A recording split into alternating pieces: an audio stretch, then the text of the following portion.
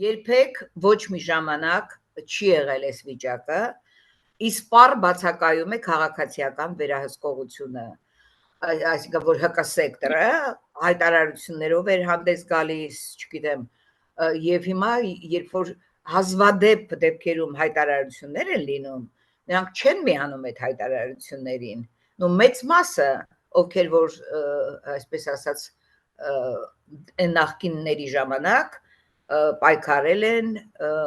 եւ լուրջ դերակատարում են ունեցել։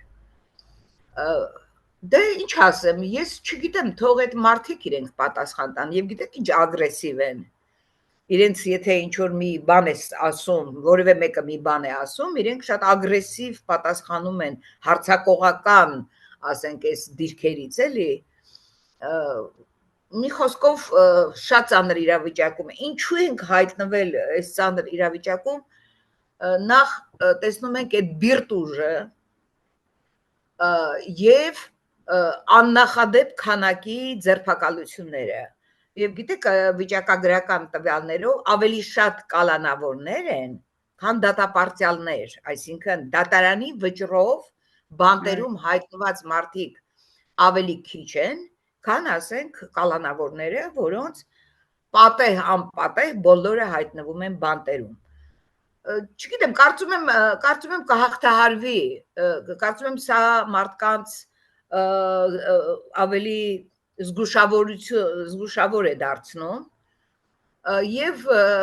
նաեւ չգիտեմ Արցախի հանձնելուց ի վեր չեն համախմբում մարդիկ, հասկանում եք, ինչ պիտի լիներ, ասենք, Արցախից ավելին, որ մարդիկ լռեցին ու այդ լուր համաձայնությամբ էլ հանձնվեց Արցախը եւ մինչեւ հիմա հաստորեն ցանկացած մի անտանելի իրադարձության դեպքում ոչ մի ձայն չկա։ Ուրեմն հայրենիք, ընդհանրապես այդ արժեքները դուք տեսել եք ինչպես է Նիկոլ Փաշինյանը ոտի տակ դնում։ Եվ այն խումբը, որը իրեն շրջապատում է, այդ ՀԿ-սեկտորը եւ այլները, փորձագետներ եւ չգիտեմ քաղաքագետներ, ուրեմն նրանք համաձայն են, որ ասենք ցեղասպանությունը կասկածի տակ դրվի, որ Արարատը մեր խորհրդանիշների ցանկից դուրս գա։ Դուք տեսեք ինչ սուրբ բաներ են դրանք մեզ համար։ Հասկանում եք, որ ավիրվի ցեղասպանության հուշարձանը, այսպես եւ այդ ոչնչացվեն հեղինակությունները, հայրենիքի գաղափարը, հասկանում եք։ Ես այսօր մի հարցազրույց էի լսում, Վենեդիկտովը գիտեք Հայաստանում է, այն հայտնի ուրեմն լրագրողը եւ ճանաչված։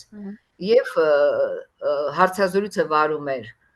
մի փորձագետ այդ նույն թիմից, որի մասին ասեցի Նիկոլ Փաշինյանին հավակնող, երբ որ Վենեդիկտովը ասում էր, որ մենք մեր դասագրքերում շատ բան չգիտեինք Հայաստանի մասին, բայց մենք գիտեինք Տիգրան Մեծի մասին եւ էլի մի քանի բաներ, բայց ինքը դա քննադատում էր որպես ոչ պատշաճ ներկայացված, չէ՞ որ ասում էր սովետական միությունն էր եւ այդ 15 հանրապետությունները կային եւ այլն։ Եվ այդ հայ փորձագետը, որ իր այդ հարցազրույցը վարում էր, ինքը սկսեց խոսել իրական Հայաստանի մասին եւ պատմական Հայաստանը խորհուրդ տալով, որ չարժե հիմա դրա մասին, էլի մոտավորապես մի չկոպիտ եմ ասում, բայց այսպես։ Այսինքն դուք պատկերացնում եք այդ ռուս ազգության պետ, ինքը շատ զարմացավ, ինքը շարունակեց իր միտքը, ինքը ուզում էր ասել, որ Ադրբեջանը այն ժամանակ էլ էր մեզ ուրանում եւ այլն, բայց հիմա ինքը նստած լսում է թե հայը ինչպես է ուրանում, հա, այդ պատմական Հայաստան իրական։ Ուզում եմ ասել, որ այդ ոչնչացումը անընդհատ այդ հեղինակությունները, եթե մի մարդու մասին որպես հեղինակության, որպես հայրենասերի, ուր են մեր հերոսները, մեր պատերազմի տղաները, որոնց շարունակաբար նսեմացնում է Նիկոլ Փաշինյանը եւ մնացածը դա կրկնում են։ Հասկանում եք, բայց ես կարծում եմ, որ սա ժամանակավոր է, շատ մեծ հույս ունեմ, իհարկե դեգրադացիա որոշակի կա, դու տեսնում ես, որ հանրությունը, այսպես ասած, գիտեք, դա շատ ցնցող է, ասենք, ցեղասպանությունից դու ո՞նց կարող ես հրաժարվել։ Բայց կարծում եմ, որ այս ամեն ինչը անցնելու է,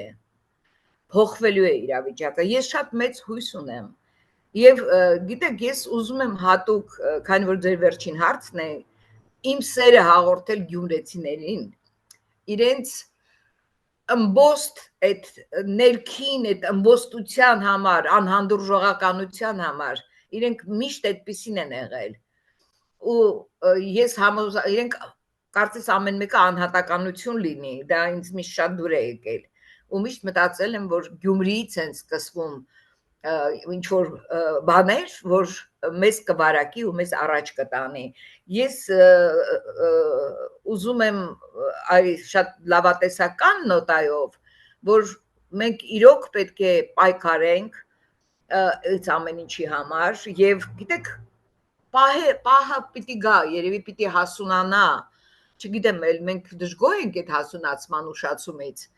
բայց ես չեմ հավատում, որ սենց կմնա, չի կարող Հայաստանը կորչել, հասկանում եք, չեն կարող Հայաստանին ուղղակի անհետացնել, այսպես ասեմ։ Մենք պետք է բոլորս մեր ներսում այս մեր սուրբ վերաբերմունքը ունենանք մեր երկրին, մեր ժողովրդին, մեր մարդկանց։